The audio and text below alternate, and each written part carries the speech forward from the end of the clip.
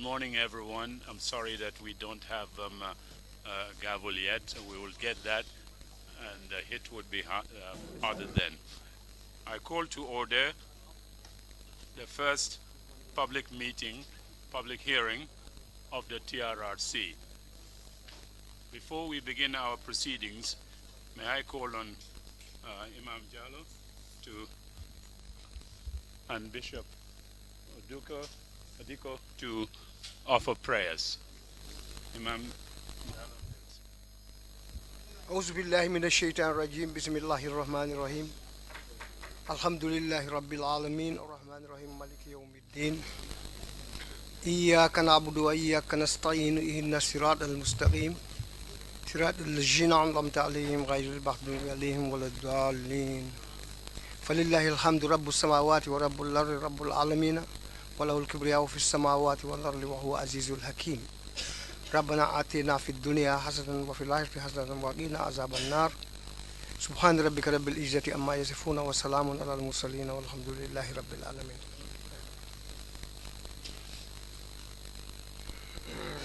Lord God of all creation, we thank you for this nation, the Gambia. We thank you for the TRRC as we begin our public hearing today. We pray that your Holy Spirit will guide, direct all the proceedings of the TRRC so that the truth will come out. Reconciliation will be a possibility, and reparation will also be a possibility. We thank you, Lord, for your goodness, your mercy, and your grace. And we thank you for the smiling course of this nation, so that everybody will keep on smiling throughout the many years that we have to live in this land. This we ask in Jesus' name. We pray, praise, and thanksgiving. Amen. Thank you very much. You will realize that the commission is seated in between a bishop and an imam, and you cannot expect a higher spiritual protection than that. May the Almighty bless and guide our proceedings. Amen.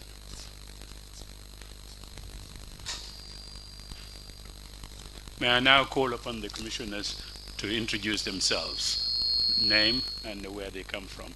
Starting with you, Bishop, please. I am Commissioner James Allen Yao Odiko. I am Mustafaka. I am Manima Boja. Good morning, I am Commissioner Annie Jones. Good morning, Commissioner Lankinte from North Bank Region. I am Lamin Sise from Bansang, CRR.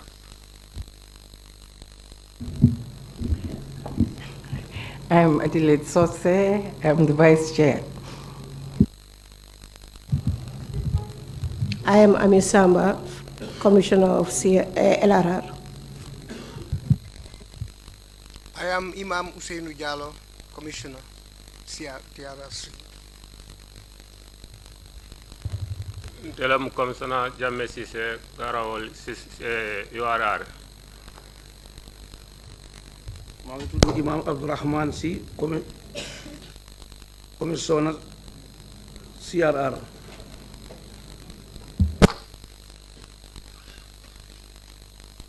Thank you all very much indeed.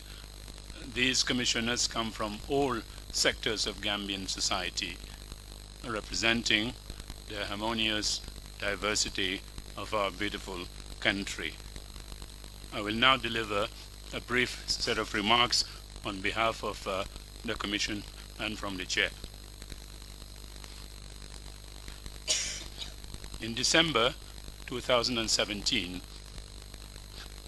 the National Assembly passed an act to establish the Truth, Reconciliation and Reparations Summer Commission. The 11 members of the Commission were sworn in October 2018. The National Assembly mandated the Commission to investigate and establish an impartial record of the nature, causes, and the extent of violations and abuses of human rights committed during the period July 1994 to January 2017 in order to, quote, promote healing and reconciliation, respond to the needs of the victims, address impunity, and prevent repetition of the violations and abuses suffered by making recommendations for the establishment of appropriate preventive mechanisms, including institutional and legal reforms, establish and make known the fact or whereabouts of disappeared victims, provide victims an appropriate and opportunity to relate their own accounts of the violations and abuses suffered, and finally grant reparations to victims in appropriate cases. As we start our hearing summer today, the 7th day of January 2019, we want to register our full understanding that the TRRC, therefore, is not about the commissioners or about the secretariat of the institution. It is about the victims of violations of human rights and abuses that took place over 22 years. And it is about the Gambian people who are still grappling with the legacies of dictatorship and authoritarian rule. It is time to find the truth and justice, to heal the nation, and to move forward as one people. The TRRC will engender an inclusive national discourse in which all sectors of the Gambian community will be invited and encouraged to participate.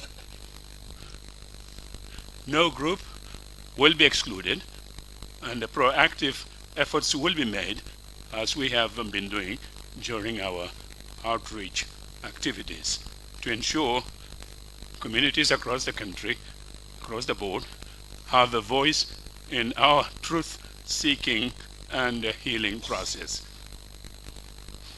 The TRRC represents a safe space for all Gambians to participate in understanding the truth and building a nation on the principles of respect for human rights and the fundamental freedoms. We want to assure the Gambian people, the public, and all friends of the Gambia of our strong commitment to execute our mandate to the very best of our abilities, without fear, favor, affection, or ill will. We'll do our best to fulfill the three cardinal objectives of our mandate: to discover the truth, promote reconciliation, and grant them reparations as envisaged under the agreement, under the Act. We will also endeavor to execute the mandate within the 2-year time frame given by the National Assembly. A majority of Gambians, and certainly members of this commission, are in total agreement that our country needs the TRRC in order to heal and reconcile, and equally important, to reform our national institutions and to transform our political culture in order to avoid a repetition of what happened here between July 1994 and January 2017. George Santayana, the Spanish-American philosopher, famously said, "Those who do not remember the past are condemned to repeat it." We all need to know the truth of what happened here in order to learn lessons and move forward as a nation, united in our determination to ensure that no person's human rights are violated with impunity, and that no government can impose dictatorship on the Gambian people again. Never again. Thank you very much.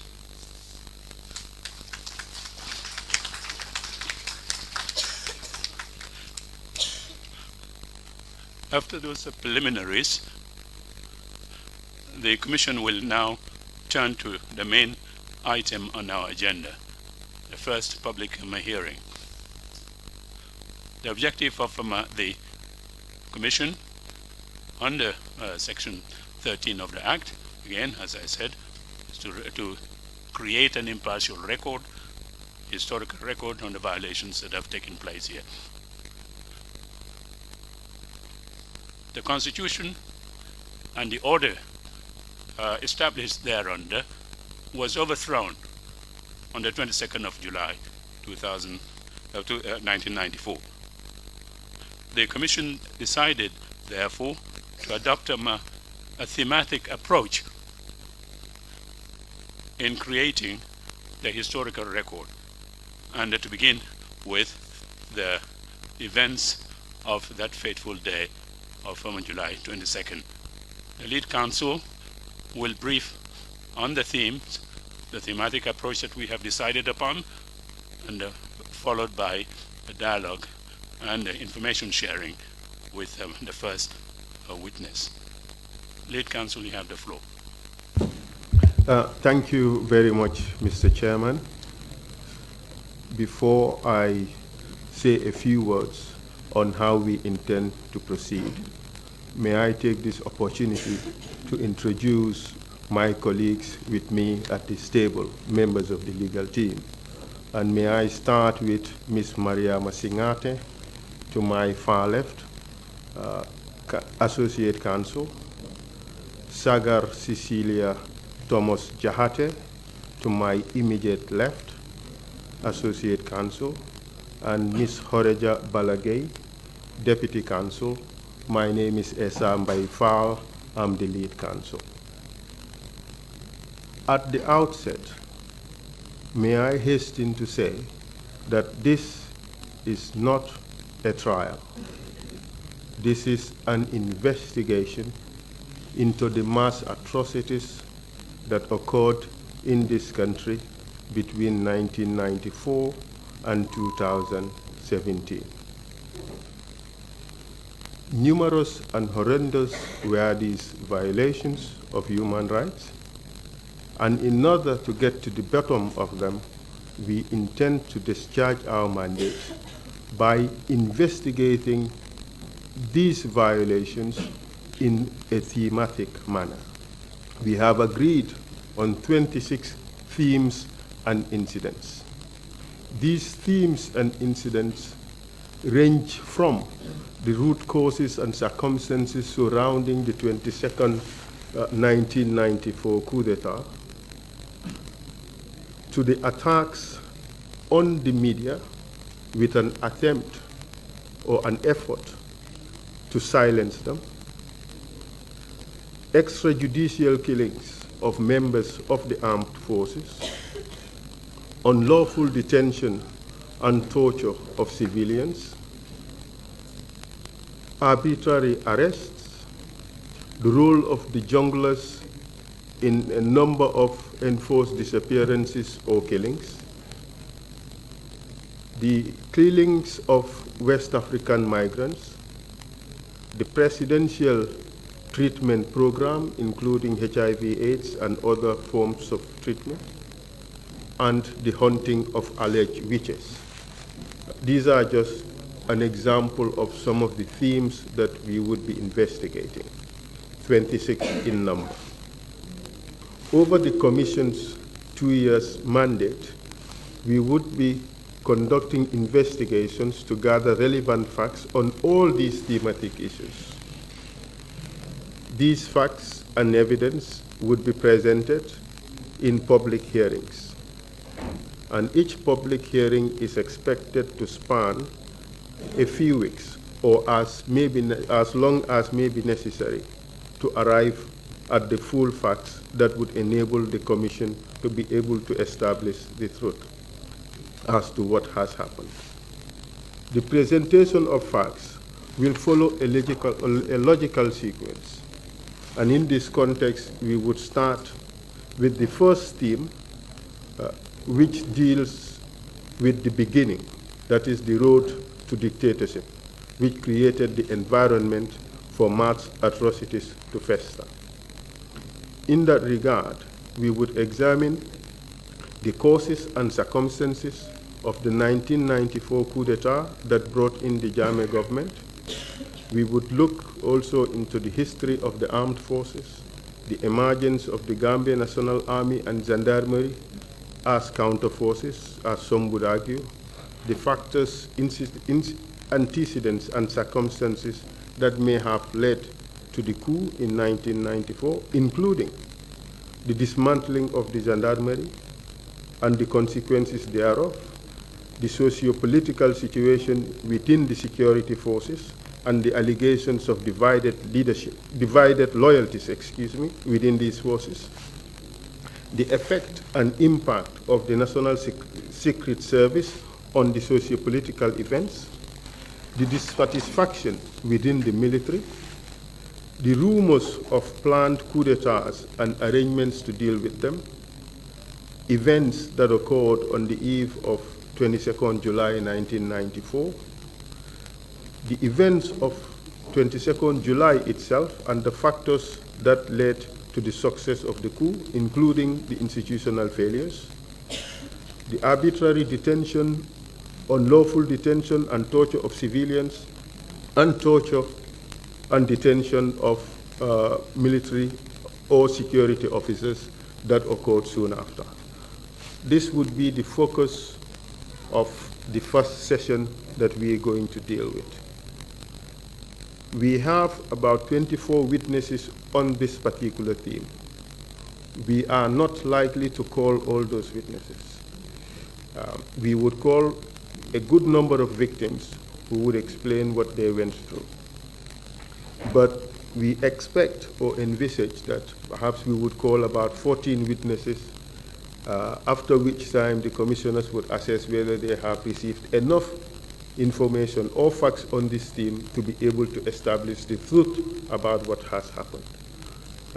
Significantly, we will be looking at the institutional failures that enabled the overthrow of the constitutional order to occur, such that the lessons learned from that can form the basis that would support efforts at institutional reform.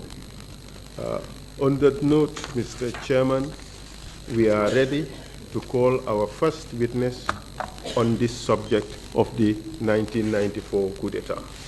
With your leave, or with your permission rather, we would call the first witness.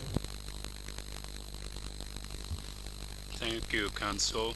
You may proceed to introduce the witness, please. May I ask the first witness to be led into the hearing room, please?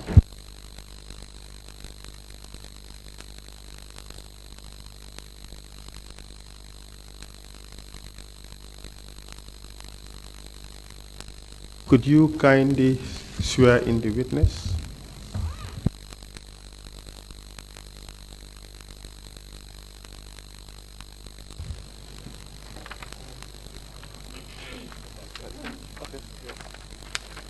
I, Ibrahim Cheongha. I, Ibrahim Cheongha, swear that I will speak the truth. I will speak the truth. Swear that I will speak the truth. Swear that I will speak the truth, the whole truth, and nothing but the truth. And nothing but the truth. So help me God. So help me God. Thank you. You may be seated, please.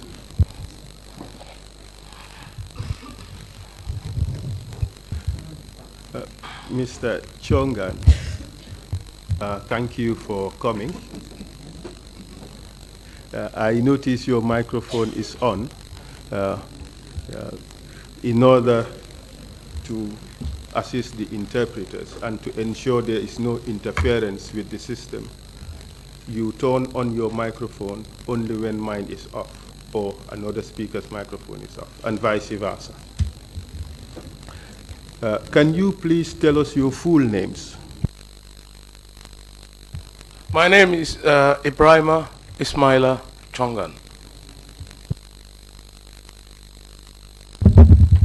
Mr. Cheongha, I should have informed you in advance of this hearing that the Commission has decided that we should observe a 5-second rule between two speakers. When I finish speaking, you allow for 5 seconds before you also start to speak. Otherwise, there would be an overlap of speeches, and it would be difficult for the interpreters to convey the message in our speeches. Understand?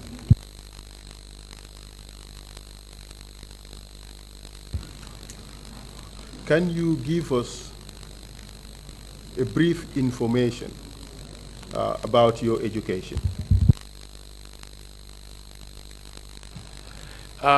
I started my primary school in Basse when my father was a police commander at the time, and then went to Serekunda Primary School in 1971, and then went to Gambia High School in 1977. When did you finish Gambia High School? I left Gambia High School in 1982 after having my O-levels and enough O-levels to go to sixth form. But I decided to join the Gambia National Gendarmerie on the 1st of November 1982. Can you tell us why you made this decision? Well, I think I must have been subconsciously influenced by my father, Ismaila Ibrahim Cheongha, who is a retired police commissioner. I grew up in the barracks and services, and that must probably have influenced me to join the force, even though my father was not a bit recalcitrant that I should not join. I should go to sixth form and continue and go to university.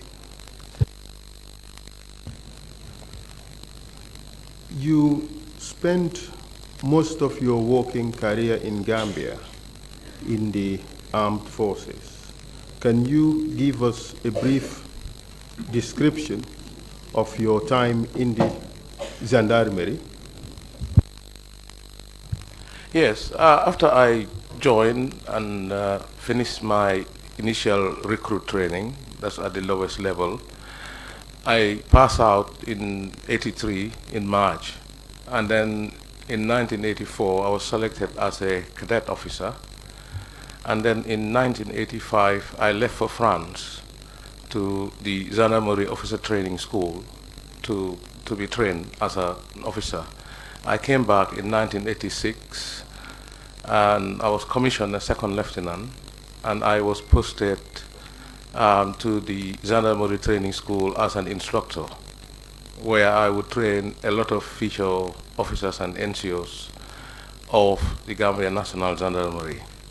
And then in 1988, I was now tasked with of setting up the territorial gendarmerie. That is the branch of the gendarmerie that have police powers.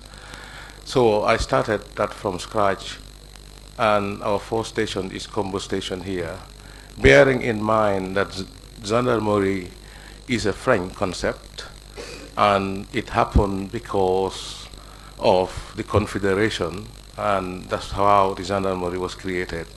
So this was a lot of challenges because we already have the Gambia Police Force, which was a very established force where my dad was, and we had to, the gendarmerie came to complement the efforts of the police, especially in the rural areas, and also we were an armed police, you know, in the detection and prevention of crime, and also gathering intelligence for the government.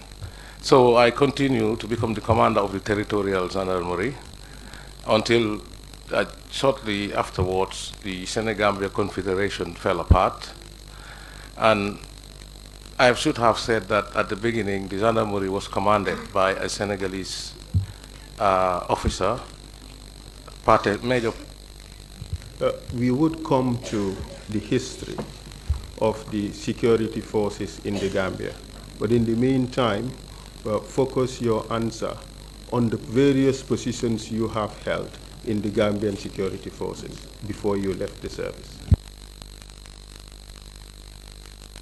Thank you. So when the Confederation fell apart,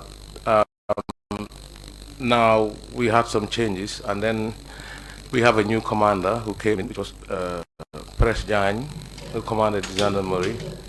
I later become the battalion commander, commanding the territorial gendarmerie and the mobile gendarmerie, which was guarding government buildings and important and VIPs. Then we also had a presidential guard, which was commanded by Captain Mudjai. When I became a battalion commander for a while, and then in early 1991, I left again for Turkey to do my advanced officer training. I came back in 92, and I became the battalion commander, SO3, in charge of operations. And then by that time when I came, the then government decided to amalgamate the gendarmerie into the Gambia Police Force, and we now become what we call the Tactical Support Group. The then commander went to become the deputy IG and shortly became IG. And then I became the commander of the Tactical Support Group, where we are a reserve for people today is what you see PIU doing. So that's what we're doing, guarding buildings, government building, escorting VIP, etc. So when I became the commander of the Tactical Support Group, a little bit later I went to 1993, I went to Italy to do another police course, and then I came back, and then now I was promoted to Assistant Inspector General of Operations, the force AIG in the history of the Gambia Police Force. And it is there that I continue very briefly, maybe 9 months, and then there was the coup in 1994. So in a nutshell, that is my career in the military. The gendarmerie, you joined the gendarmerie very early on after its establishment. Could you tell us the history, briefly the history of the Gambia Armed Forces, starting with the gendarmerie? Yes, as I said, the gendarmerie is a French concept, and by virtue of the then Senegambia Confederation, the Gambia National Gendarmerie was created. It was commanded by Colonel Ndaunjai, and after around 84, 85, then the Gambia National Army was created out of the Gambia National Gendarmerie. And Colonel Ndaunjai then went to Yundum Barracks, and they established the GNA. For us, the Gambia National Gendarmerie was commanded by Major Pate Seka, who would later become a general and a Senegalese interior minister. And there was a technical training team, assistant team of Senegalese officers and NCOs who were at the school now training the gendarmes. And the gendarmerie then continued to develop. At that time, we only have the mobile gendarmerie. Basically, we were guarding, the then president was guarded by the Senegalese gendarmes. And then up to, as I indicated earlier on, in 1988, we created the territorial gendarmerie so that the gendarmerie expand. And the GNA also continued to expand. Then they had some officers who were my squad mates that went to GNA with Colonel Ndaunjai, like Major Mabajo, like Major Modugay. Major Modugay was the 4th Battalion commander. Major Mabajo, they were the 1st company commanders. And that's how they grow from company to battalion. And then we continue. Then 1990 came at the ECOWAS summit here in Kairaba, where I was privileged to be the Joint Ops Commander, commanding the Army, the Police, and Gendarmerie for the security of the heads of state. And there, the West African heads of state decided that they will send a force to Liberia, that is ECOMOG. And so now our army is the first time they're going for peace enforcement. This was not peacekeeping, this was peace enforcement. And now they went to Liberia, and now they have seen their battle hardened, and they came back, and we started to have some mutinies. Before we get into that, perhaps you would want to talk about the fate of the gendarmerie. What happened to the gendarmerie? Well, something catastrophic happened, which I think was a big political mistake. But anyway, it's a democracy. At the time, our political masters have the right to decide whatever they want. And also, the government decided to disband the gendarmerie and annex it to the police. But this was caused because of a cultural issue, because the army afterwards would, we had initially British Army training team, but that was training our army. Then we went to a point where we brought the Nigerian Army, NATAC, Nigerian Army Training Assistant Group. They replaced the British Army, and they started to command the gendarmerie. And when the army, when the Nigerians came, they don't understand the concept of gendarmerie. And they recommended to the government to disband the gendarmerie. At this stage, did we still have Senegalese officers in the Gambia? No, the Confederation broke up in 1989 and the Senegalese left, and this is the first time the gendarmerie is commanded by Gambian officers, by Press Jagne, and I became like a de facto the deputy, although my official function was battalion commander. Modjai went to create the presidential guard, and he commanded the presidential guard. And then we had Captain Sirif Mbai, who was the quartermaster. So at that time, we only had 3 captains, and Major was the commander of the gendarmerie. So at this stage, 1989, after the break of the Confederation, you had a gendarmerie for the first time commanded by Gambians, and then you have the Gambia National Army on the other side. Is that right? Correct. Did the gendarmerie remain as it was in 1989, or did it subsequently change in terms of its structure? Yes, the gendarmerie remained as it is. We had the territorial gendarmerie, and then we had the mobile gendarmerie, and then we had the presidential guard guarding the president and answerable to the overall commander of the gendarmerie.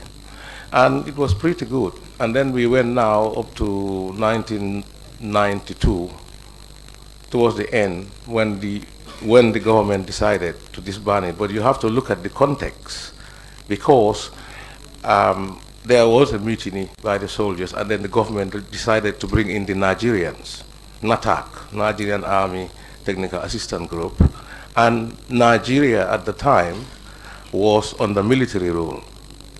On that mutiny, do you recall who or which part of the security forces staged that mutiny?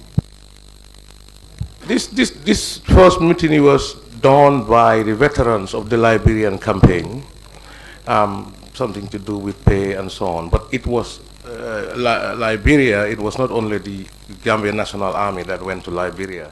We also had a small contingent of the Gambia National Gendarmerie who were doing the military police duties. But it's only the elements of the GNA that went to Liberia and came back.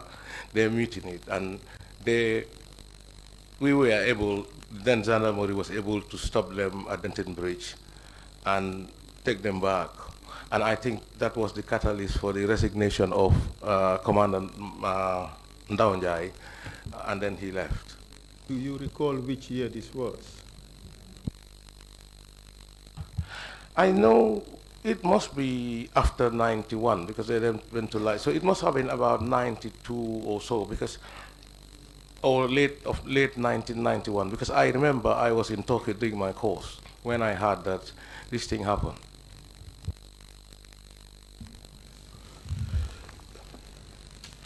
After this mutiny, what steps did the government take, if any, to address the situation?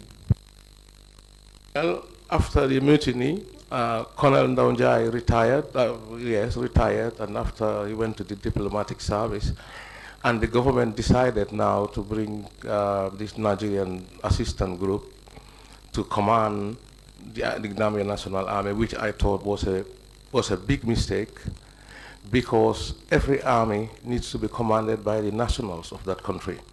Because Major Maba Job was appointed as the interim army commander. At the end of the day, who's supposed to be army commander or police chief, that's a political decision and it's in the gift of the president. But I think they should have appointed Maba Job as commander and the Nigerians advising, or whoever, because at the time I think, yeah, there was Major Chris Davis and there was Dr. Njai Pacha, who were senior officers, but Maba was. So, in my opinion, I thought that they should have been advisors rather than actually commanding the Gambia National Army. So you have a Nigerian commander, and the battalions are commanded by Nigerians. and their deputies. So this is why eventually you will have this coup, the lieutenants will lead it, because the then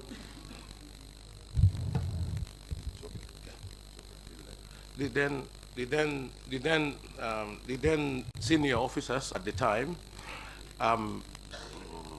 Major Lai Conte, Babu Karjata, who later became CDS, Omar Faye, and the whole senior cadre of the Gambian National Army were brought into headquarters in Banjul.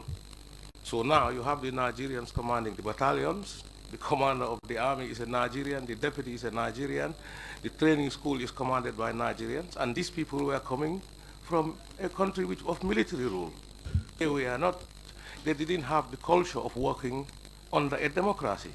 So what they were doing is, it was a democratic country. When you want something, we will have to go through the tender process and etc. So the bureaucracy will take its time. And these people were not used to that because they were under General Babangida. And if they wanted anything in their country, they get it.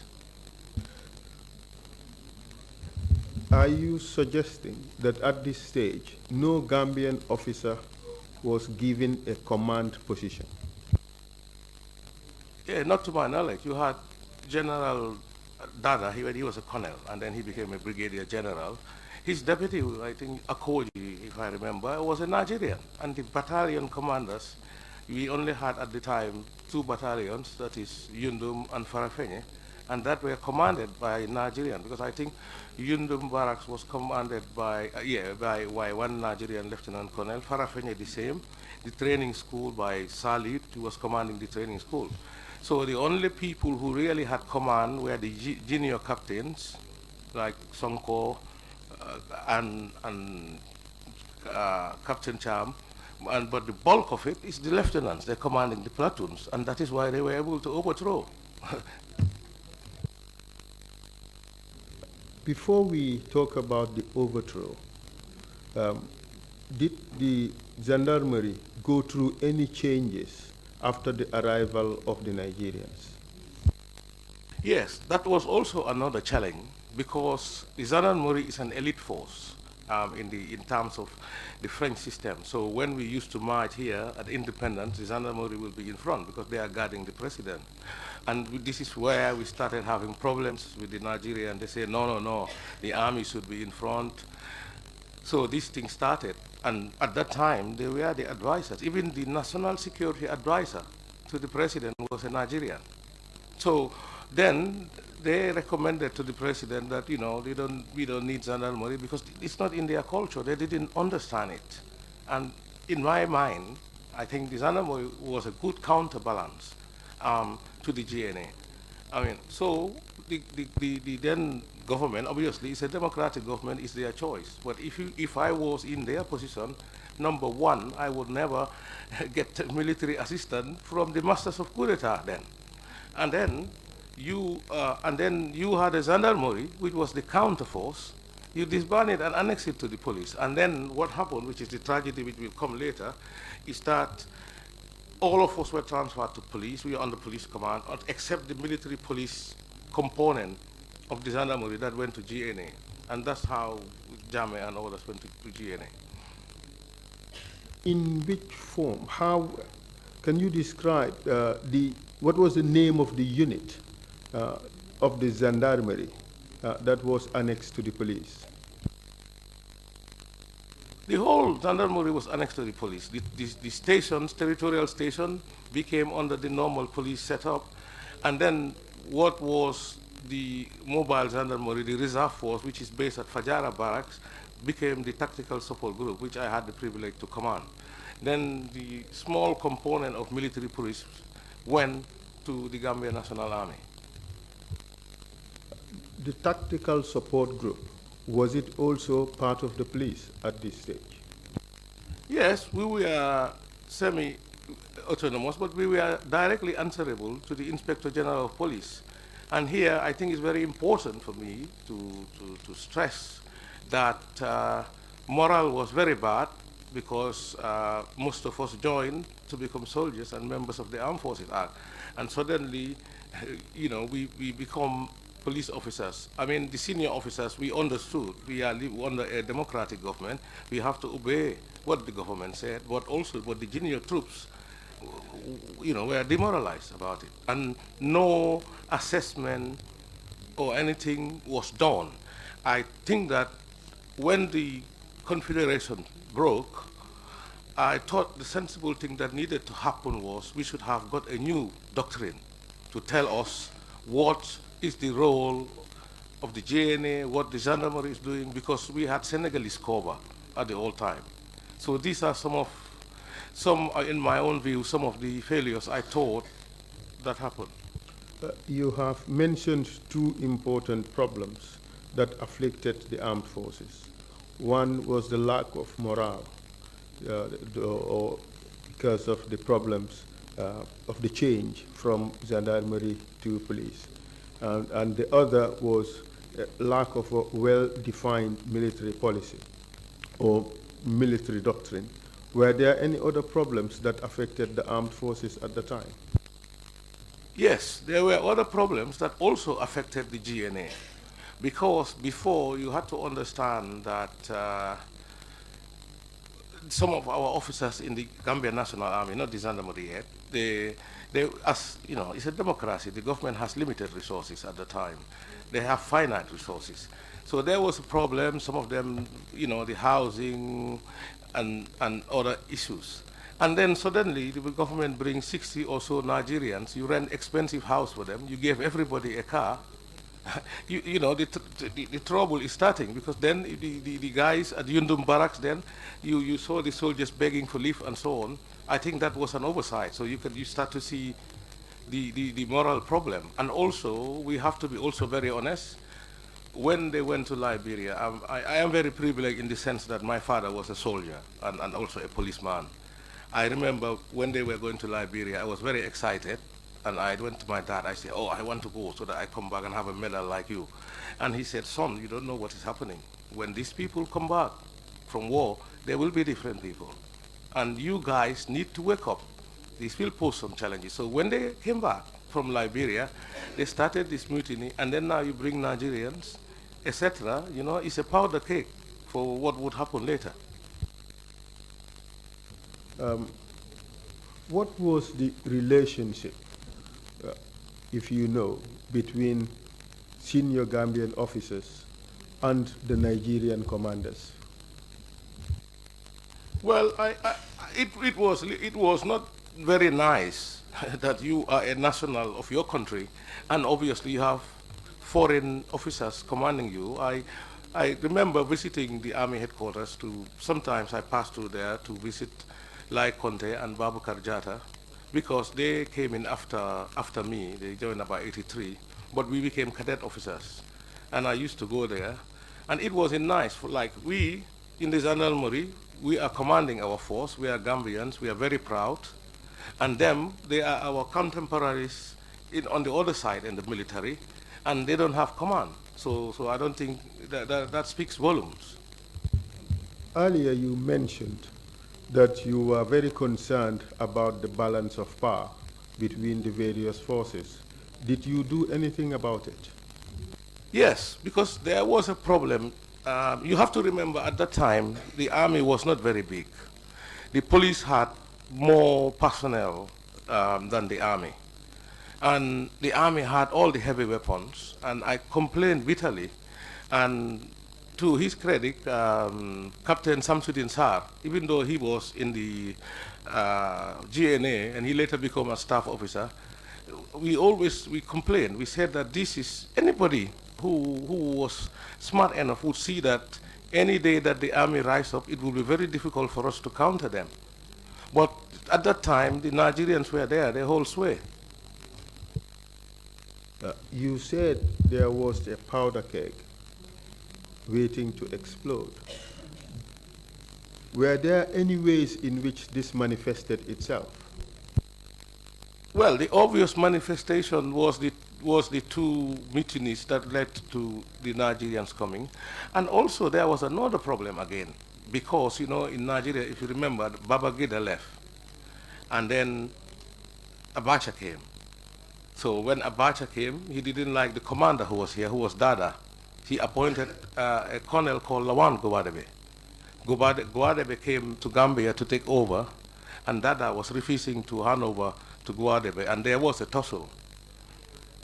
So even within the Nigerians, you see that is why whatever we do in terms of strategic agreement, it has to be something durable.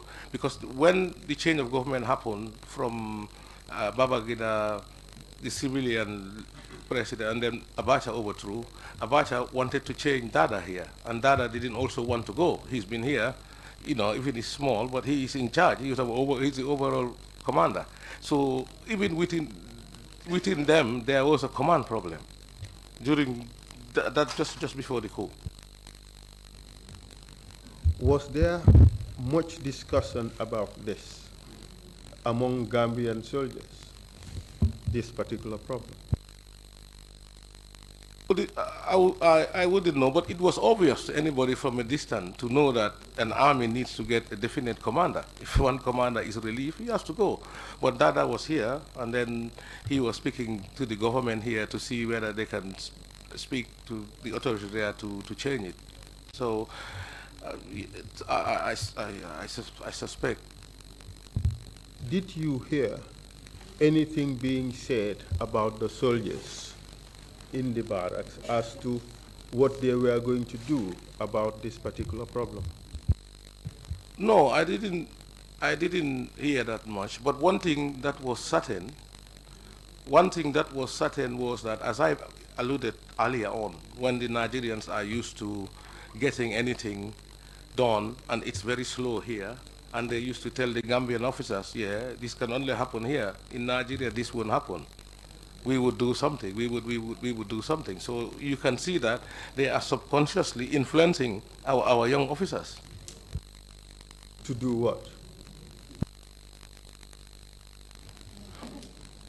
Counsel, obviously, to overthrow the government, and that's what happened.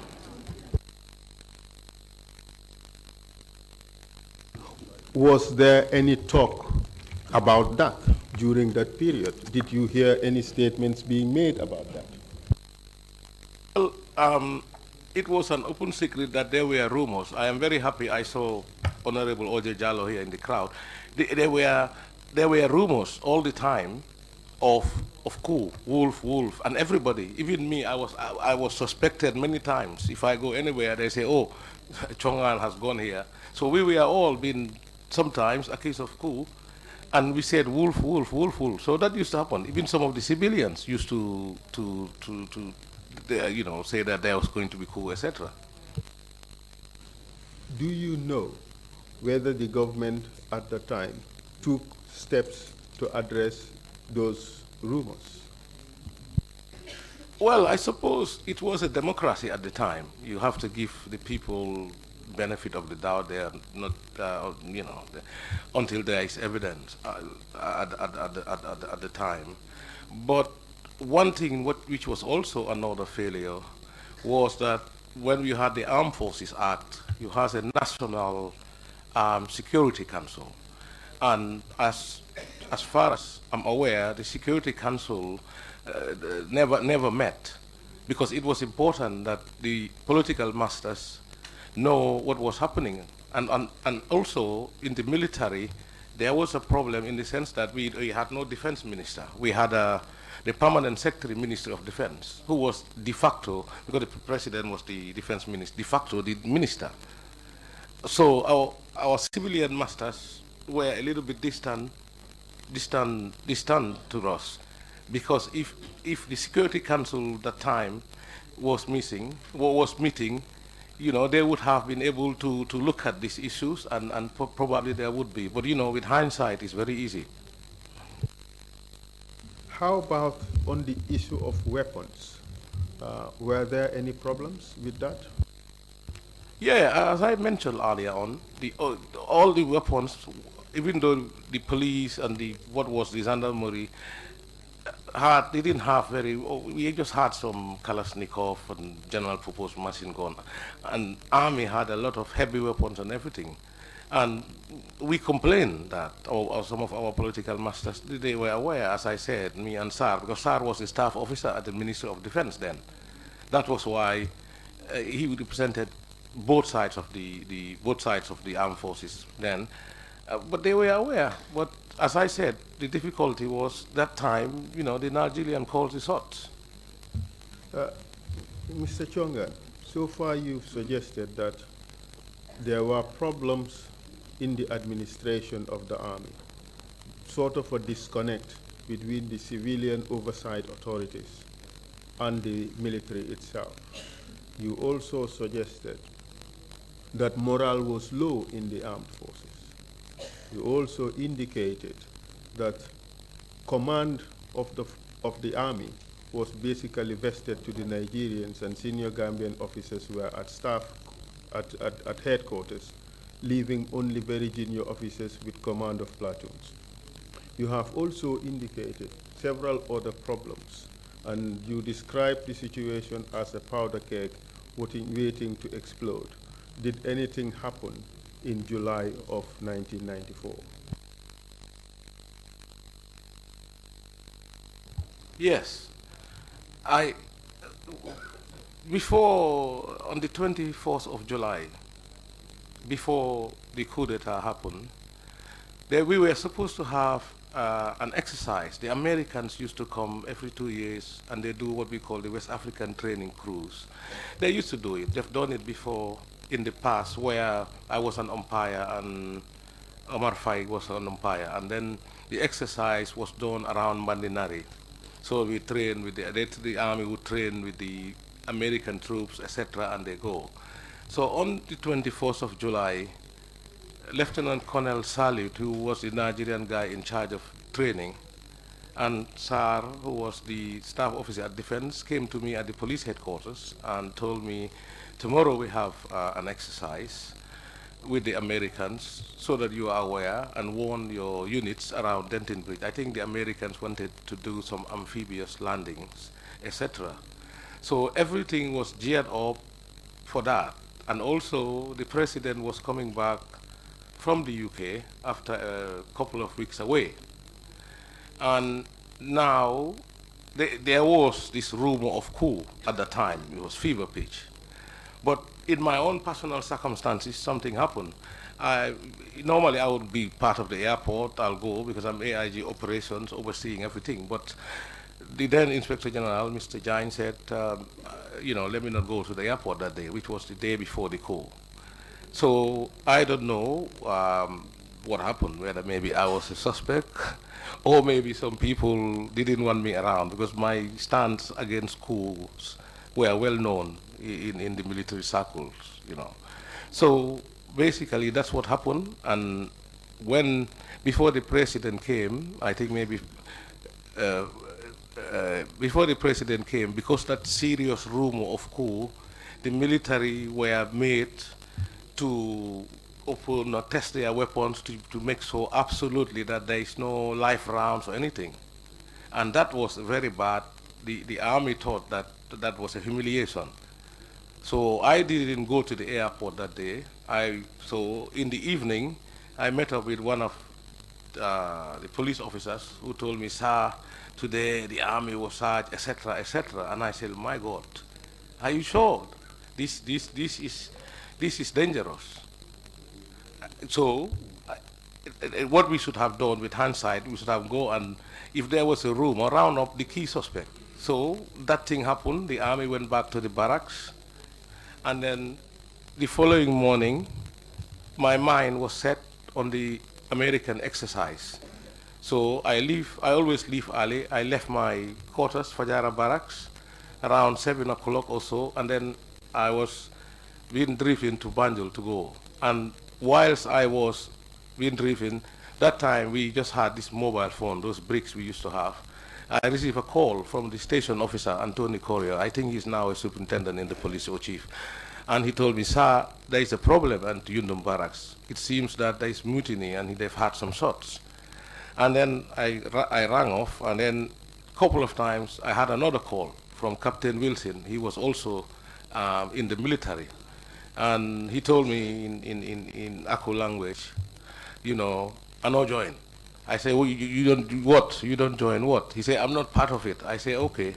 So I went to headquarters and reported to the IG, and then the Inspector General told me this mutiny is on, but he has ordered Chief Superintendent Jaune, who replaced me at Fajara Barracks when I went to police, that to deploy the tactical support group. So the tactical support group, a unit was deployed at the bridge, and we thought that like twice the army came and we stopped them, but this time it became more serious. So when the tactical support group were deployed at Denton Bridge, and the Inspector General told me, all right, we deploy the police unit. So I assembled all the police officers at police headquarters, and downstairs I gave them an address and tell them that this thing is happening, but we should be loyal to the government. We should defend the Constitution at all costs.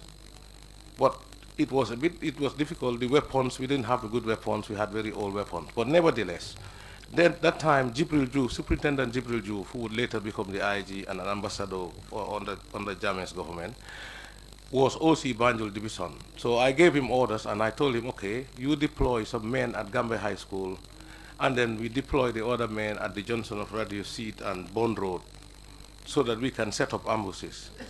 So after that, I told the Inspector General, I'm not going to even stay here. I have to go to the ground to find out what is happening. So I went to the bridge, met the tactical support group there, and told them the same. We had orders from the IG, if necessary, shoot to kill. And then we were there, and something very dramatic happened, where there was, so the TSG guys, one of them, I can't remember the name, he was in our communication room in Fajara Barracks, and he radioed me and said, sir, they've attacked the barracks and they will capture the communication room very soon. So then I gave orders. I said, everybody radio silence, no more communication, because obviously if we communicate, we would be, the army, the rebels at the time will hear what we are saying. At what time of the day did you arrive at Denton Bridge? I can't remember exactly, but it was in the morning, and we were there till probably 11 or 12. Then, can I continue? Mr. Cheongha, this is not a trial, so the rules of procedure are a little more relaxed than you would have in a normal trial. And in any case, the TRRC is the master of his own rules of procedure. Bearing that in mind, I want to ask you whether, or confirm that you had previously given a statement to the Commission. Yes. And of course, if we have provided you with a copy of your signed statement this morning, do you have it with you? Yes. Could you take a look at it?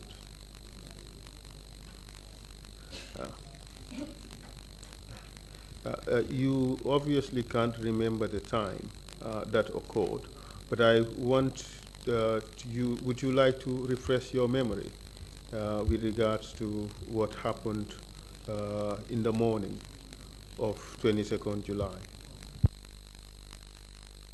Have a copy of the statement with you? Yes, I have it, yeah. Could you take a look at paragraph 14 of that statement? Yes. I said around 9:30 we received updated intelligence that they have arrived at the bridge, yeah. I would like you to, the contents of paragraph 15 of that statement are quite important. Yes. I would like you to read that to the Commission, if you don't mind. Okay, paragraph 15, I said, moments into my arrival, I met Lieutenant Minte and Lieutenant Jaju. Lieutenant Jaju would later be one of those executed in those prisoners. Came on our side of the bridge, and with a message from the leaders of the mutineers, which then was Lieutenant Yaya Jame, former gendarmerie officer, and Second Lieutenant Edward Singate. And the message was simple and uncompromising. They must cross the bridge and proceed to Banjul. Lieutenant Minte and Jaju were clearly agitated and advised me that the soldiers were heavily armed. I sent them back, the two lieutenants, to tell the rebel soldiers in no uncertain terms they would never be allowed to cross the bridge.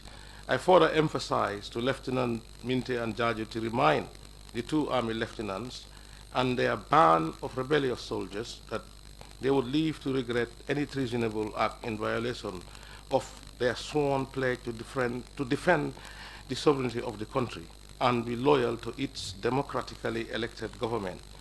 They should reconsider the mission they were undertaking and return to barracks in their best interests. So as Lieutenant Minte and Jaju went to deliver the message to the soldiers, I turned back to Captain Suare to affirm my orders. I emphasized that he should continue to negotiate with the soldiers with the hope of convincing them to abort their mission. But if necessary, he must make sure we can use force to end the mutiny. At that moment, I received a communication on the police radio from the TSG signal based at Fajara Barracks that the barracks was under attack and soldiers were about to capture the vital communication room for the police radio transmission located there. All of a sudden, the situation became graver and more complicated than we had presumed. I immediately gave instructions to all units to discontinue radio communication because the network was no longer considered secure for internal dispatch. I turned back to Captain Suare and then told him the new development left me with no chance but to rush back to the police headquarters for contingency planning with the Inspector General of Police.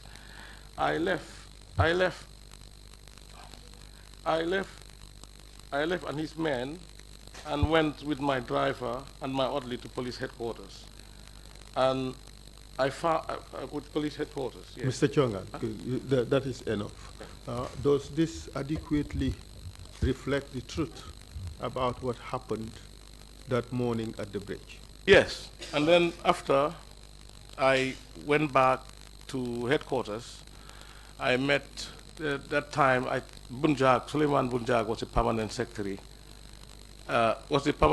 Minister of Defense. He was there, and then Kaba Bajo came briefly with the NSS Director, Keba Sise, and I told the IG, the situation is really grave, and the army are coming, but we have to stop them. And then the IG told me, yes, go back and make sure we maintain my instructions.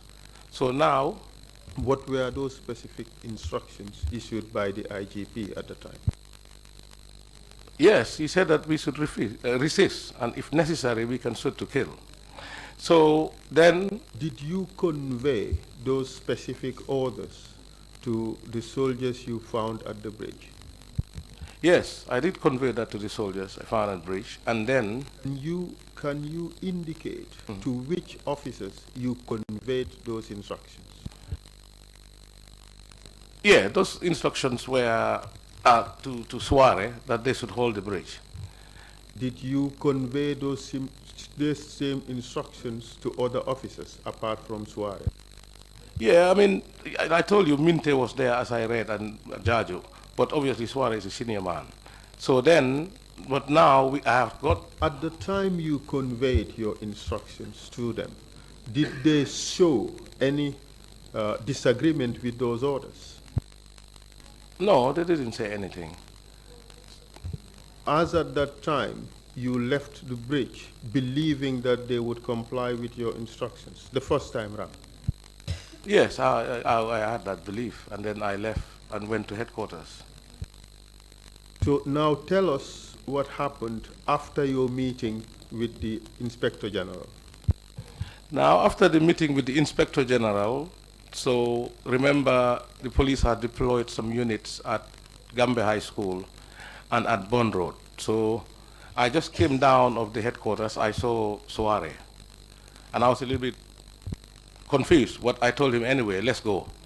So we went to Gambia High. Why were you confused? No, because he was at the bridge. At the time I left him, I thought he was at the bridge. So... Are you suggesting that you were confused because he was not supposed to be at headquarters? I was not expecting him there because as I have left them, they were in charge of the bridge. So then we went. So we went to Gambia High School, and then I collected the police unit because there was a driver called Ngumbo. He was the one who deployed the TSD at the bridge. So he took the police unit, and then I went with my driver, Lance Corporal Dembo Jata, and Corporal Jane, who was my orderly. So I told the police, now let's go and have a last stand at Radio Seat. At this stage, where was Soare? After we went to Gambia High School, remember, Counsel, there was a lot of tension that day. It was very serious, and my mind, I was focused that we must do something. So from there, I cannot remember where he was. I couldn't see him. But what I did was, I told my driver, Dembo, and... Mr. Cheongha, we want to understand what happened immediately you left the police station. Who did you live with? Could you list all the people you left the police headquarters with? I left with my driver, Dembo Jata, my orderly Jane, and I believe Soare was in the car. Then we went to Gambia High School and disembarked. And there I told the police units, we have to go and reinforce at Bone Road, Johnson of Bone Road and Radio Seat. At the time you arrived at Bone Road, did you see Soare again? No, I didn't see him at that time. So now, when we reached at Radio Seat, I told my driver, Dembo, he's here, he later became a major. I told him, well, now the situation is very crucial. I don't know whether I will survive this, what is going to happen next, but I will have to fight. So I told him, now you can go back, and then I told Jane that you are my orderly, we have to go together. So now we went, reinforced that, then that Johnson, Radio Seat, and the road going to Bone Road. So we were there. The unit commander there was ASP Harry Valentine, and I explained to them, now we have to resist. Then we were there. Just moments later, we saw the soldiers coming, and to my horror, I saw our own tactical support group have torn their berets. In other words, they have joined the soldiers, the mutiny. And I said, all right, even if I have to die, I will die. So I decided to open fire and fired a couple of bursts of gunfire, and they scattered. Was your fire directed at the oncoming soldiers? Yes, I have to be honest. We have to uphold the Constitution. So when I fired, they scattered around, but my men didn't fire. So, but I cannot blame the police officers. They were not trained. They were not soldiers like us who had gone through military training. So I told my orderly Jane, come on, let us be on our force. So we crawled to this, the ditch at Denton Bridge, and then we cross it. When we cross it, we saw a car coming, we stop it, and we board the car, and then now we drive through Bond Road to go back to the police headquarters.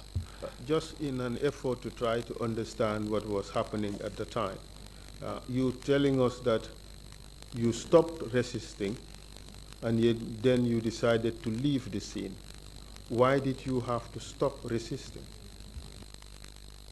Well, because I was with all of my unit and nobody fired.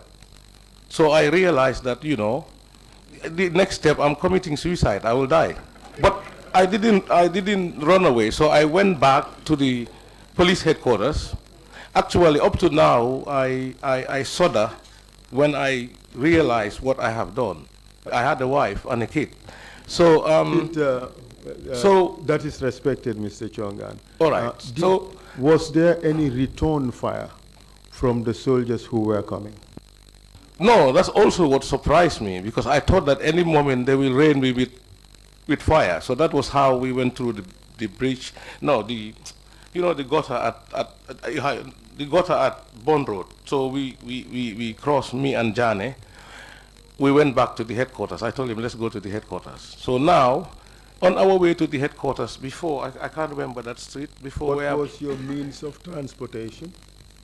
We uphold a private car, and we just took it over. And then when we were coming, where Aladi Girigara shop was, where that street? I can't remember.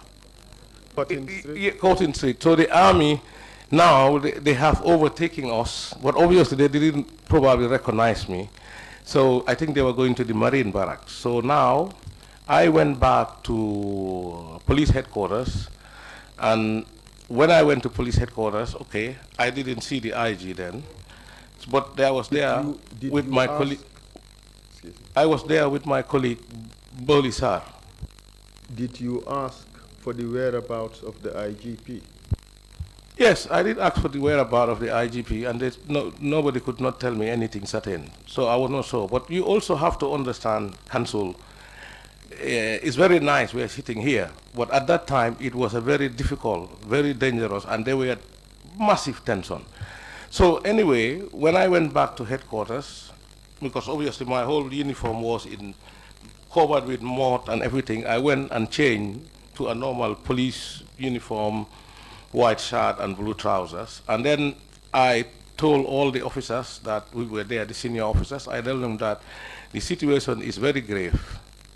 And I said, but me, I will never ever join a coup d'etat. So we stayed there up till, I cannot remember, maybe around 1 o'clock. Captain Sonko came and met us with... Do you know his full name, Captain Sonko? Captain Momodu Sonko. Yes, we used to call him in the army then, Kenyeleng Manso. So then they arrived at the headquarters at Buckle Street. Was he alone? No, he came with a group of soldiers. He was the captain leading the soldiers. So they came, they were very rough, they had RPG, they have all type of weapons. So I stood down, and when they came, Captain Sonko came and said, we have overthrown government of 30 years, etc., etc. So I said, look, we don't overthrow government, we sit on the street. Let's go to the office, because by that time the soldiers were very aggressive. So I told him, you better tell the soldiers not to be aggressive to the police. So me and him, I think Juf was there, Jibril Juf, we went upstairs to my office at the police headquarters. So he started to explain what is happening. But at this time, the army now, they are confiscating our weapons. Now they're taking all the police weapons. They are basically disarming us. So but before that, there was a very important point before I forget. So when Captain Sonko came, I was still recalcitrant. I think by that time, my mind is still focused that I cannot accept that, the end is coming near. So we first went to, I think, Superintendent Juf's office. And then Captain Sonko told me, I know you, you're my friend. But you have to surrender. So that was, he told me, in order to have the desired effect, he told me anyway, now Suara is part of us. Langtombong Tamba, he was deputy commander of the guards, he's with us. So, and I say, what? Okay, so we went up. So when we went up... Why did you react in that manner?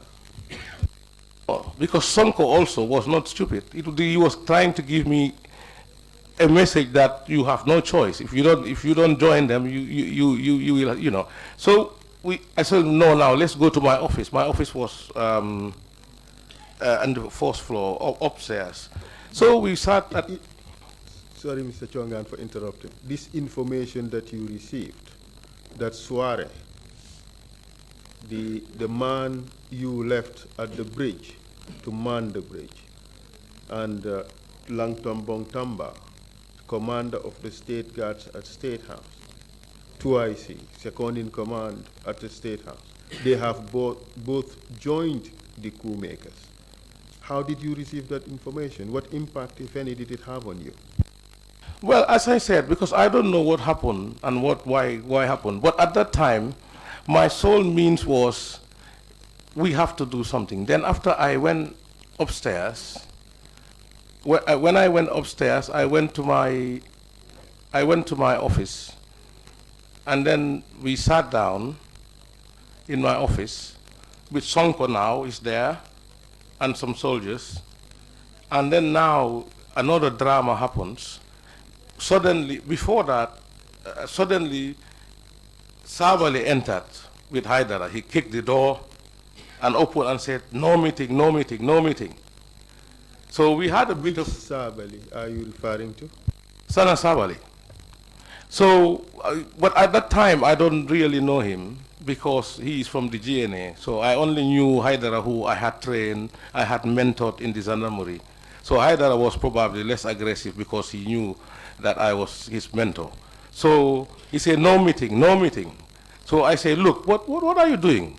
What is happening?" So I turned to Sonko and said, "Sonko," because Sonko was a captain then. So I said, "Captain Sonko, you better put the second lieutenant into order." Then Sonko explained that, oh, in the morning, you know, that he was forced at gunpoint to join them. So now I realize that we are in deep trouble, where now the second lieutenants are in charge. So for any miraculous reason, I don't know what happened, then Sabali withdrew out of the office and then left. At this stage, remember you've said that they have crossed the bridge. Suare, who was to be in charge of the bridge, has now joined them. The person who was in charge of security at State House has also joined them. The second in command at State House has also joined them. At this stage, having received that information, did you still harbor any hopes that this coup would not succeed? Yes, to my stupidity, I thought that, you know, because I was probably not mentally prepared for it. So, you know, I thought still maybe we can do something, but it's not going to happen. So then we continue after they left, after Sabali and Sadibu Haidara left. And now I told all the senior officers there, I said, now it seems that everything is finished. But now we are in a crucial moment, everybody with your conscience. If you, for me personally, I will never join a coup d'etat. So I say, everybody with your conscience and what you do. So then, even though the soldiers were there, then I just brazenly walked and went to the fire service, which was opposite the police. So I went there, I met, the chief fire officer was Rex King, and also the deputy was Roger Bakurin. So I spoke to them, but I was from the fire service, I'm seeing what is happening at the headquarters. Afterwards, Yaya Jame came and others, they had their rifles. So, but I thought that any moment probably they will come for me.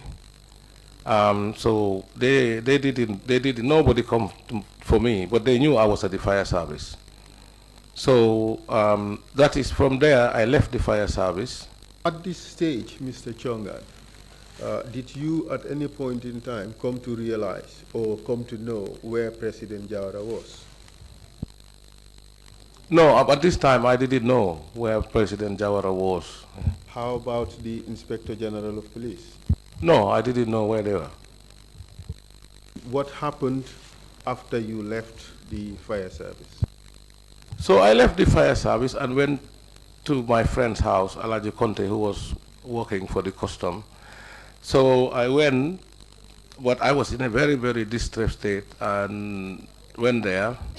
I mean, just I have no choice now, so I went there to hide, and then the wife received me, and I stayed there. And then afterwards, the soldiers have disconnected the telephone system, so you couldn't communicate at that time. I think until the Saturday or the Sunday that the telephone thing resumed. But on that July 22nd, did you receive confirmation as to what had just happened in the country? Yes, you know, later on, the junta would announce that they have overthrown the government, and now they have overthrown the government. They were in charge. I think even it was my friend again, Sonko, Captain Sonko, who did the announcement, if I remember. And so I was there when the telephones were restored. I spoke to my dad. For the restoration of the telephone network, were you able to be in contact with members of your family? No, I have no contact with members of my family. But I had a lifeline that was Kopul Seninjai, who was in at the seaport then. So he came and met me. We are all friends to like Alaji Conte. And then he came and told me, well, you know, the soldiers were asking for you, apparently, because, you know, you opened fire on them. So, and he was at the seaport. So he told me, you know, I said, all right. And I become, you know, I was very distressed.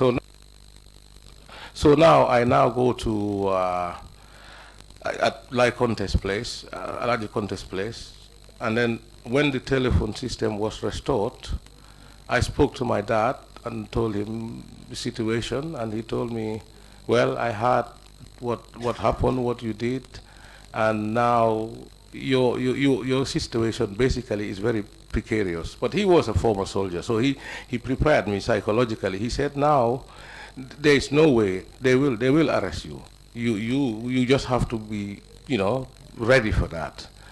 So anyway, then on the Monday morning, this is the 25th of July. So I put on my police uniform and turned up at the police headquarters.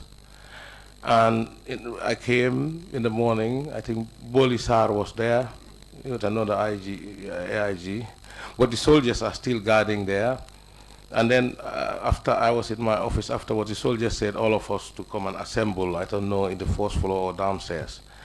And then suddenly the IG appeared and appeared at the police headquarters. By IG, you mean yeah, yes.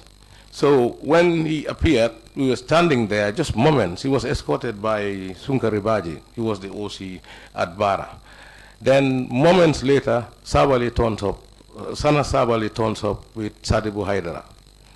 And then they spoke, they told, oh, former Inspector General, you are under arrest. I think as Haidara was saying that. Then Sabali turned to me. Who were they referring to? No, they are referring to Press Jain, the IGP, telling him, former IGP, you are under arrest. And then Sabali turned around and said, and you. So they grab us in a very... And when Sabali said, and you, who was he referring to? He was referring to me. So they just grab us there, bundle us, took us down to downstairs, put up in a pickup, humiliated us, and then the irony is that, you know, we are walking, we have been driving through Nelson Mandela Avenue to go to prison. So they drove us and they took us to Mile 2 prison. So when we went to Mile 2 prison, we were not processed or anything. We just start to, they just brought us to the prison, take us straight towards security wing number 4. And when we were going there, because I was so angry and bitter, because I trained Sabali, I mentored him, I did, not Sabali, Haidara. So I just turned around and said, Haidara, are you taking me to prison? So he just turned around and Sabali said, hey, move on, you know.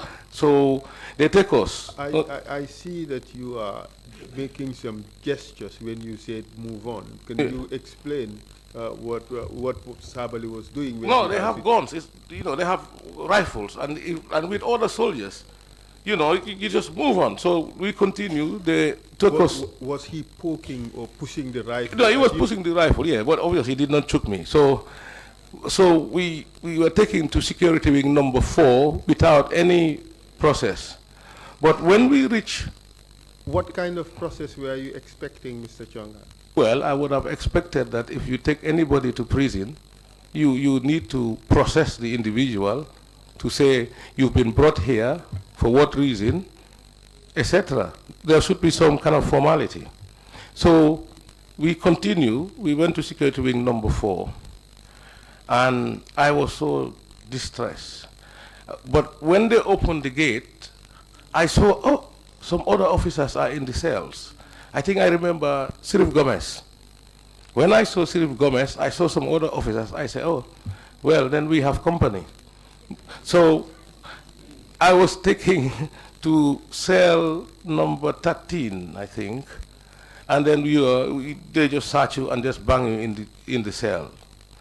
And can you describe the condition of security wing number 4 at the time?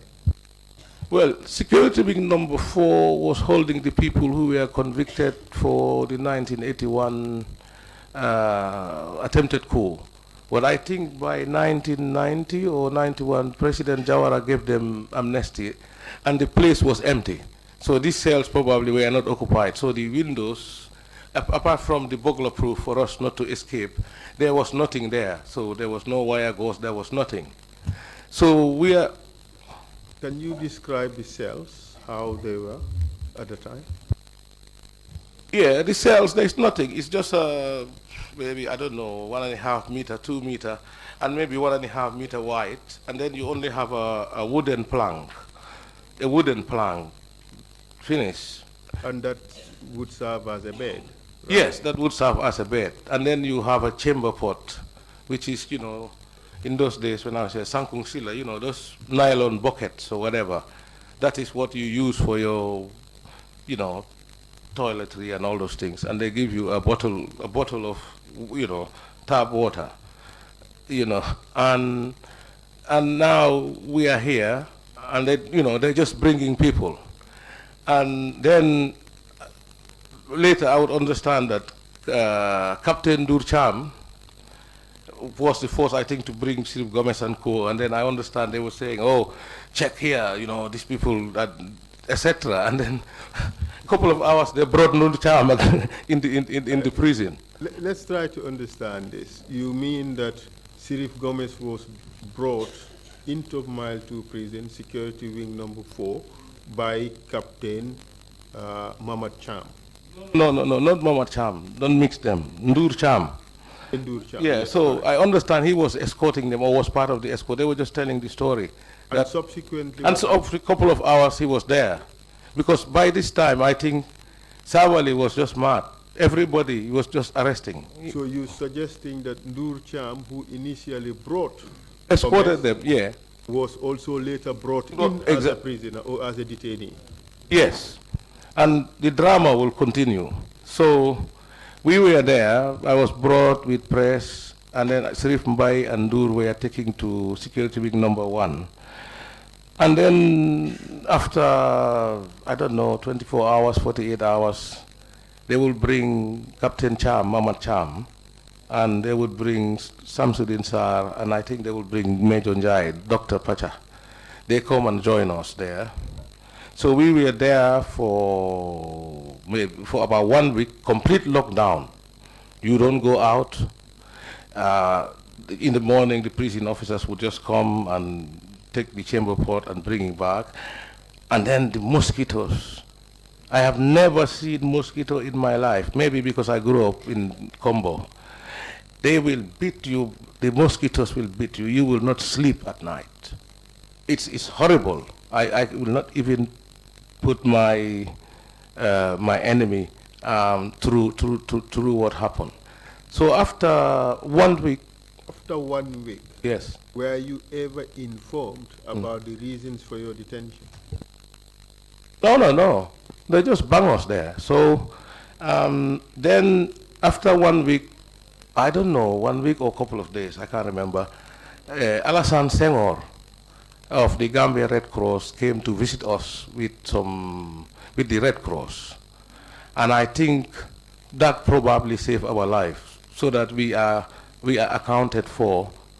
And they and after they left, and also they, I think they were escorted by Captain or Lieutenant at the time, Alaji Kante, because then the spokesman of the of the junta.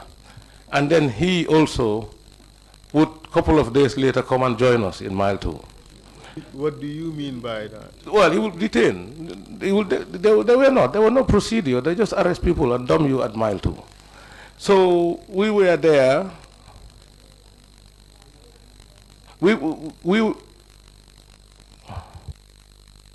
I think the chairman wants to say something. Sorry to interrupt this exchange, but Mr. Cheongha, can I take you back to the moment when you were transported from police headquarters to the prison? You said that when you were put in the pickup truck, you were humiliated. What was the nature of the humiliation? Well, Chair, we were the police chiefs of this country. And then suddenly you have junior officers roughing you up, even from Sabali or Haidara. You have to understand the context of the military. These were second lieutenants. They just graduated from officer school. And you take your senior men, and also the civilian people, the people we commanded, the civilians, everybody seeing us. And obviously these would be reported, and our families and our relatives and other people will know it. Was there any physical violence against you? Yes, we were roughened up, we were roughened up. They just grab us, dump us, dump us in the pickup trucks. And then even the soldiers who were driving were not even good drivers, It was a very scary situation and very shocking. Thank you very much. Counsel, I wanted to intervene at one point on two procedural matters. One was that if the exchange between you and the witness, if the statement that he signed could be part of the record. I didn't want to preempt you on that particular point. And the second procedural thing is, if he is going to read text in extenso, I think he may want to go slow a little bit on that for the benefit of the interpreters. There is simultaneous interpretation going, and if you go very fast, they don't you lose them very easily. Thank you, Mr. Chairman. The point is well noted. Continue, on the issue of the statement, we hope to put it as part of the record at the end of his testimony. Thank you. Mr. Cheongha, you may proceed. Yeah, so as I said, now the Red Cross have come and visited us. And then there was a good prison officer. Before you talk about the visit of the Red Cross, you said you were in complete lockdown for the first week that you were at Mile 2 prison. Can you explain what you mean by that? Well, in prison terms, it means you are not going out. You are in continuous solitary confinement. You don't step out of the cell. Kindly proceed, please. And also, maybe I should have also mentioned the food. We would come to that, Mr. Cheongha. So then after the Red Cross visited us, and the prison authorities, they started to give us toothbrush and toothpaste. Before the visit of the Red Cross, did you have the opportunity to take a shower? No, Counsel, as I told you, you are on complete lockdown. You don't step out of the cell. You are 24/7 inside the cell. And what did you have for food? What did you have for food? Yeah, that was the most terrible part. I mean, because the food, the lunch is horrible. You don't even know what they cook. Sometimes you think they're going to cook benachin, it ends up to bahalo or whatever. And then in the evening you have chere. I don't know how to say it. Is it couscous or millet? Chere. And then this chere, is so bad. Sometimes you even have sand inside the thing. Anybody who is in Mile 2 will tell you, you will know wet or dry. Whether they put a bit of sauce in it or not. And in the morning, you only have pap, very bad pap, with some those, it's horrible. It's horrible. Did you have competition for your food? No, obviously, you will understand, Counsel, that we all came from different backgrounds and are used to whatever different food, you know. So, Perhaps, Mr. Cheongha, maybe you didn't understand the question. The question was, did you have to share your food with anything? Did you have competition for your food? oh yes, we had big competition, and you have the rats. You know, you have to fight with the rats for the food, you know. In Mile 2 is the only place I saw the rats, they even eat soap. I'm telling you. Well, this is not funny, but I'm sorry that you guys had to go through that. So the Red Cross arrived after about 1 week. You had the chance to speak to them, did you? You know, just casually. I think they were just there to register us, which I want to put on record that we are very grateful to Mr. Alassane Senghor, because I bet if we didn't come there, at that time the junta were not clued up yet. If we were not registered, probably we would disappear. We could, you know, we all knew what happened afterwards. So, you know, I am very grateful to Alassane Senghor for having the idea to bring the Red Cross to so that we are accounted for, so that they know exactly who is who, where, who, you know, who is who. You said when the Red Cross arrived, you were for the first time given toothpaste. Did your condition improve in any other way? Well, I mean, it has improved just you know, incrementally a little, but it can never improve. The mosquitoes haven't gone away. You know, and by this time we've not have the, what's it called again? I forgot the name. That round green thing. Was it Muntaiga? Yeah, because afterwards we would be burning Muntaiga throughout, 24/7, to just to keep away the mosquitoes. At this stage, after 1 week in detention at Mile 2, did you come to realize how the new leaders in this country were organized? Well, we had a very sympathetic prison officer, Mr. Jabate. He used to have a transistor radio, and other people. We also have, you know, like Jibu Seka, some of these prison officers. So not all of them, you know, were evil at the time. So we can hear tidbits of information that now there's a junta and the former government, they've appointed ministers. And remember, Cham and Sar were ministers. I think Cham was the tourism minister and Sar was the trade minister. They were ministers for 2 or 3 days. So, you know, we start to have the, you know, what was happening, things were filtering. But it was very difficult because afterwards they also brought some civilians, you know, like the managing directors at the time of NTC, the managing director ports, all those civilians were rounded up and they brought them here with Mr. Toure, Bax, Mr. Uncle Alimboj, and Pacham ports, and another one, the head of social security. Before we get to that, you were telling us that there was a radio and through which you were able to hear some of the announcements, civil ministers, people were appointed ministers, and you mentioned Samsudin Sar and Mamad Cham, right? Do you know what, if anything, subsequently happened to these two individuals? No, I have already indicated that they were arrested, detained, and they were with us after 48 hours or something like that. So after 48 hours of being ministers, they were arrested and detained with your group at Mile 2 prison, right? Yes. Did you at this stage come to know about the leadership of the junta? Of course, I need to know the leadership of the junta, with Yaya Jame. I know him very well. I knew him since Gambia High School. I was his senior at Gambia High School. And also, when he joined the Gendarmerie around 84, I was an instructor at the school, and I trained him.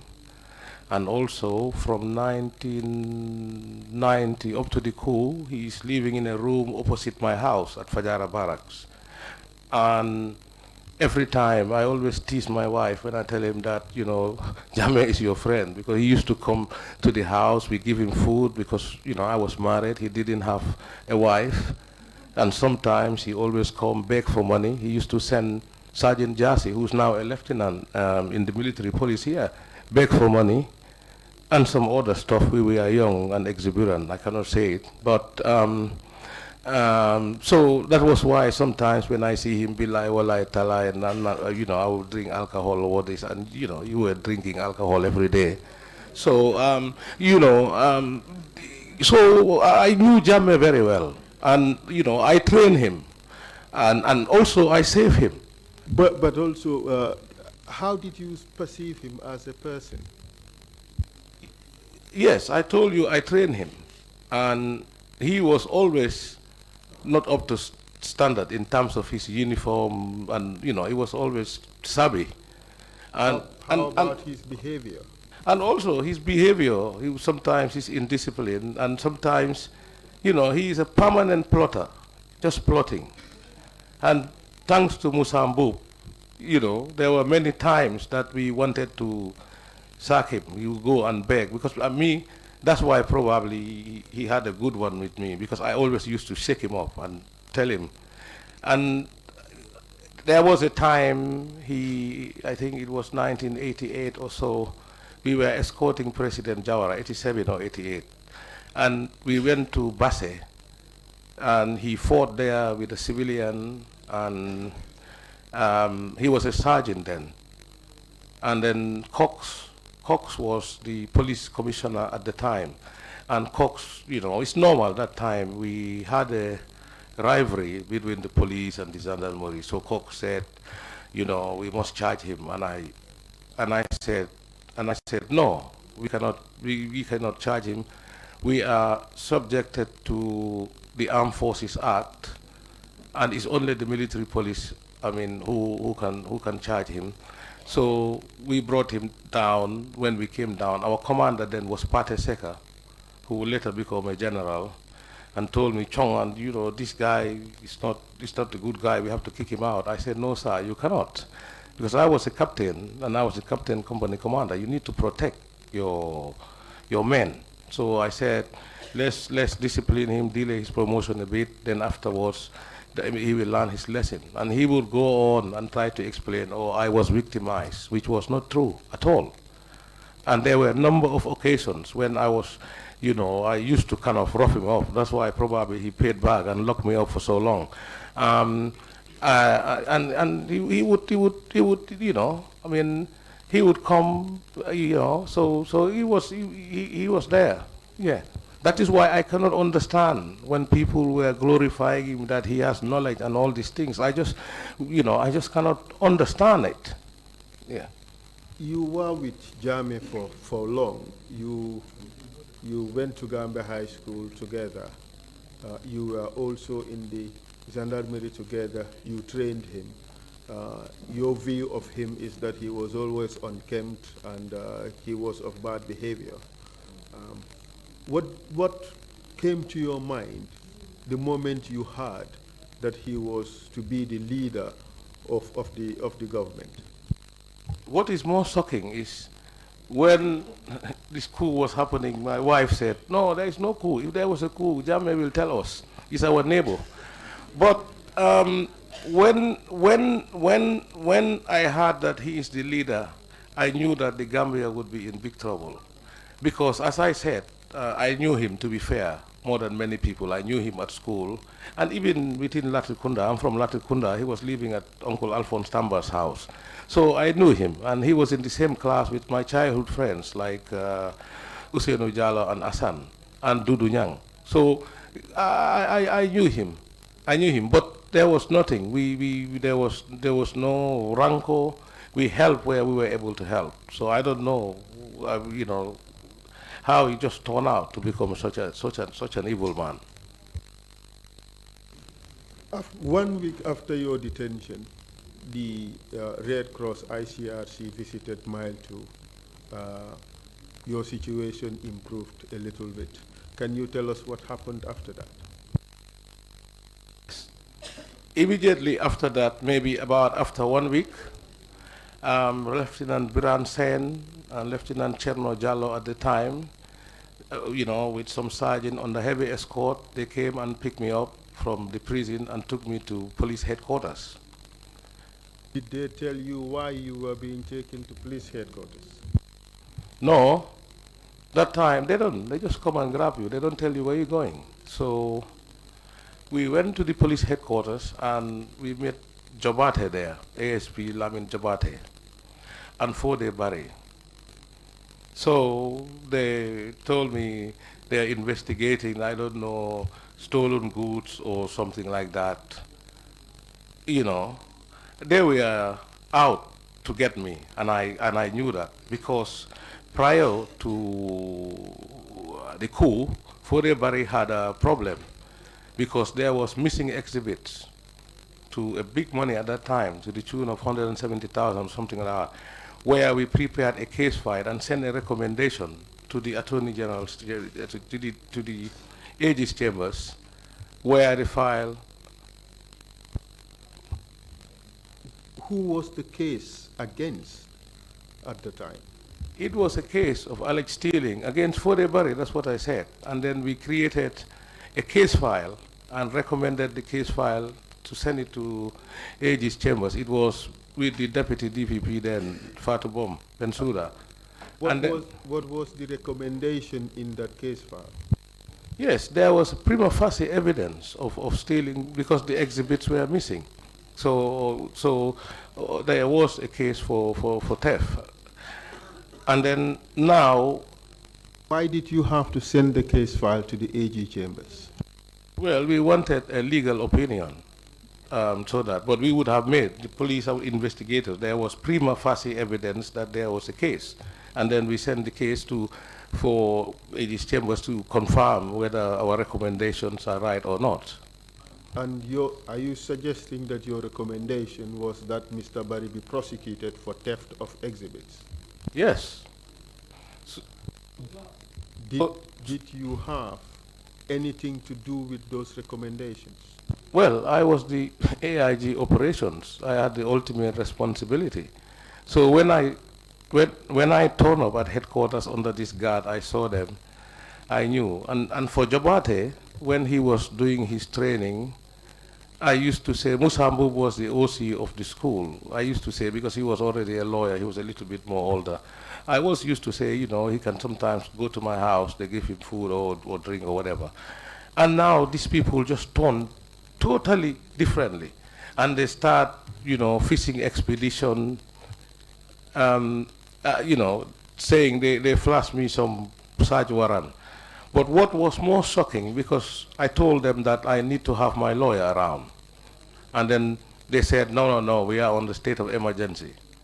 Because at the time I said I need my family or a lawyer Usman Silla, to be there. So we spoke, and then they took me back to the headquarters. Were you to the prison.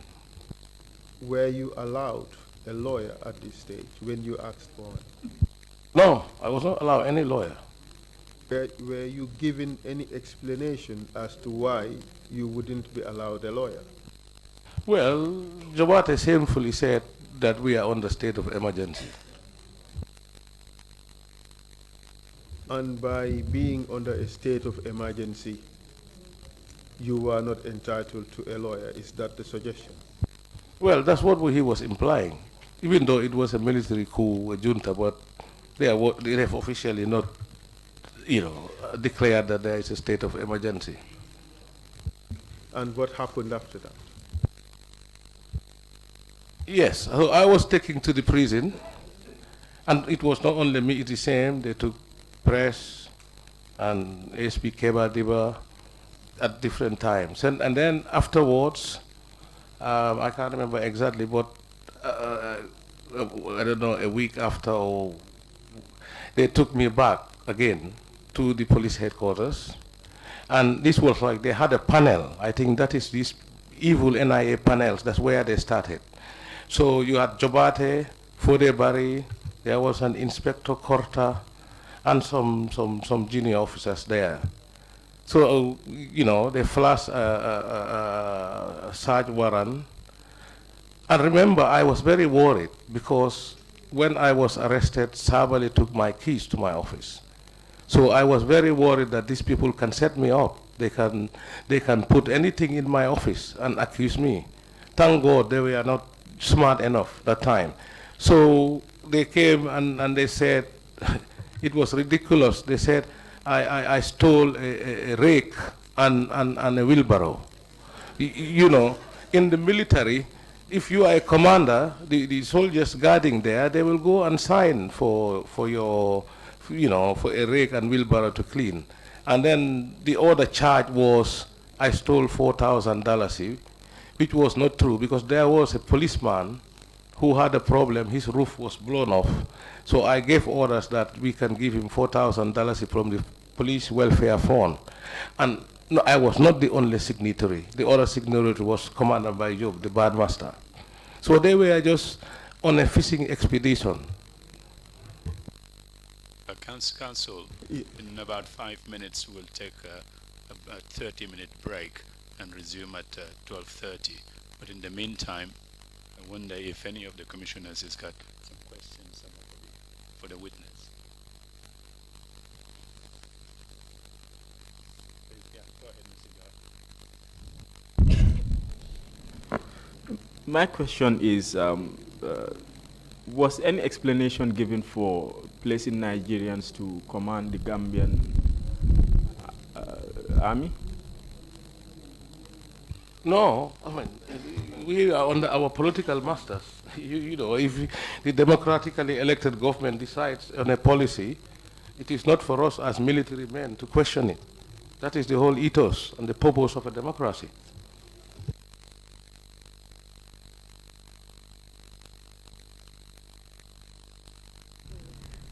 Cheongha, if you were bitten by so many mosquitoes, all of you, what was the level of malaria infection among the detainees?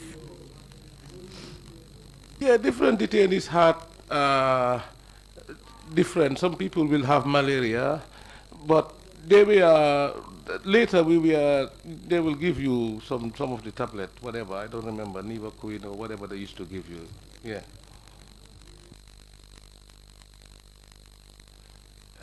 Mr. Cheongha, I want to ask, while you were in custody, were you beaten or tortured, or otherwise have you witnessed any of your or any of the detainees being tortured while in custody? Well, I think we will get the torture happened, but we will get to that later in the testimony because there is a very dramatic day where we went through a mock execution. So, but that, I leave it to counsel.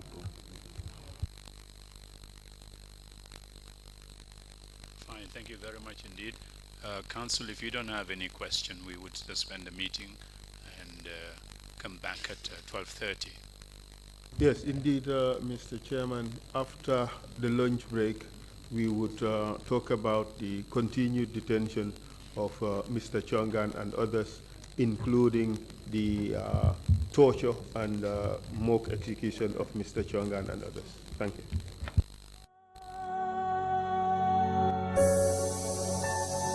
Was there any moment when the country was leaderless before the announcement of the head of the junta and perhaps the departure of President Jawara? Was there any moment when there was no leader for the country? Well, I think after the president went on the boat and some of the senior officials and the soldiers, it took them a while. I think they did say they overthrew the government, but they never formed any government, I think, until the Monday. So you could technically say, the country, de jure, it was leaderless, but de facto, the soldiers were in charge. Thank you very much indeed. The meeting is suspended until 12:30. Thank you all very much.